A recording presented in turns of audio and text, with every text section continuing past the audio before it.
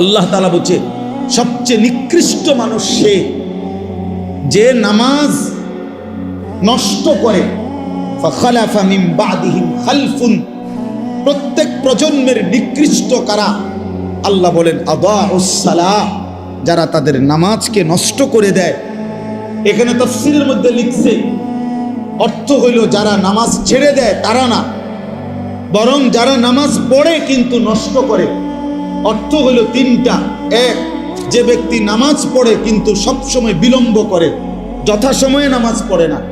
দুই, যে নামাজ পড়ে কিন্তু নামাজের ফরজ ওয়াজিব রুকু সেজদা তাসবিহ এগুলো ঠিকমতো আদায় করে না। তিন, যে নামাজ পড়ে কিন্তু নিয়মিত জামাত ত্যাগ করে, মানে নামাজের জামাতে পড়ে না। এই ব্যক্তিকে বলা হয়েছে সে নামাজ নষ্ট করে, সে নিকৃষ্ট মানুষ। তাইলে যে নামাজই পড়ে না সে কি? সে কোনো আইটেমের মধ্যেই নেই।